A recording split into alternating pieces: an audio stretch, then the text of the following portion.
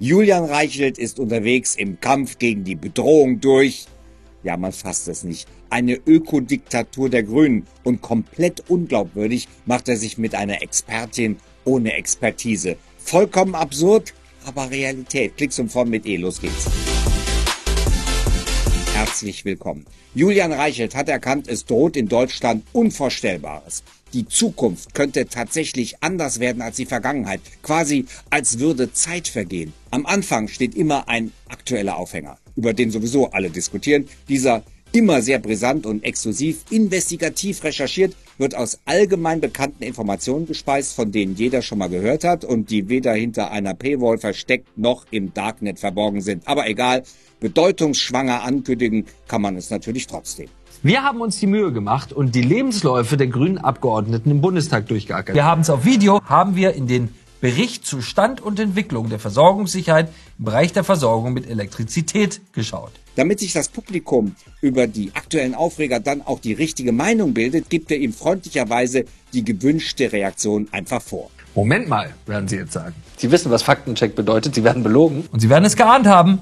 Es kommt noch furchterregender. Das wollen Sie nicht? Tja, dagegen wollen Sie demonstrieren. Cool. Jetzt wissen alle nicht nur, was sie glauben, sondern auch, was sie meinen sollen. Und je steiler die Thesen, desto vehementer vertritt sie Reichelt. Beispiel Verbrennungsmotor. Heute, am 14. Februar 2023, endet das Zeitalter des Motors, der uns frei und reich gemacht hat. Getrieben wurde dieses Zulassungsverbot von den Autohassern der Grünen Partei. Natürlich, niemand hasst unsere Autos so sehr wie die Grünen. Das Verbrennerverbot ist eine Katastrophe für die deutsche Wirtschaft. Für nichts sind wir auf der Welt berühmter als für unsere Verbrennungsmotoren. An nichts hängen mehr deutsche Jobs als an unseren Verbrennungsmotoren. Jeder 7. Arbeitsplatz in Deutschland, rund 6,5 Millionen von 45 Millionen, hängt an der Automobilindustrie. Was diese Industrie herstellt, brauchen, wollen und lieben unzählige Menschen auf der ganzen Welt. Julian Reichelts Argumente gegen den technologischen Fortschritt sind eine Mischung aus Nostalgie, Sentimentalität und einem herbeifantasierten Image Deutschlands in der Welt, gespickt mit bedrohlichen Untergangsfantasien unserer Automobilindustrie. Ärgerlich, dass sie sowieso nicht mehr auf den Verbrenner setzt und zu den vermeintlich bedrohten Arbeitsplätzen. E-Autos bauen sich auch nicht von alleine. Fun Fact am Rande, IBM produziert auch keine Schreibmaschinen mehr. Warum wohl? Wenn die Thesen allerdings noch abwegiger sind, dann greift Julian Reichelt zu Menschen mit wirklich unglaublicher Expertise, nämlich keiner. Gloria von Thurn und Taxis sticht jetzt nicht durch irgendein geartetes Fachwissen hervor und deswegen ist sie auch bei Achtung Reichelt Expertin für Klimawandel und darf einfach Falschinformationen verbreiten. Das Ziel ist die Deindustrialisierung Deutschlands.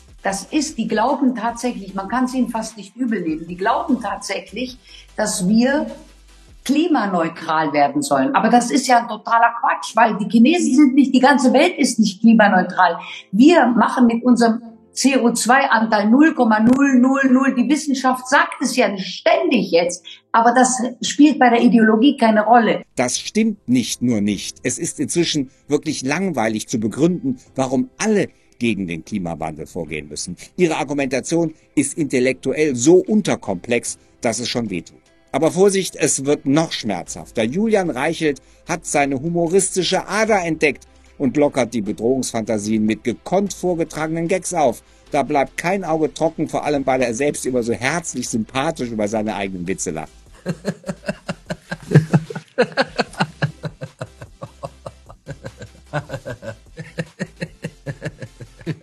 Achtung Reichelt, qualitativ lachhaft, inhaltlich zum Heulen und immer voller Panik vor der angeblich kurz bevorstehenden Ökodiktatur. Deshalb keine Panik. Abonniert diesen Kanal, Klicks und Form mit E direkt hier unter dem Video. Bis dann. Bleibt dran.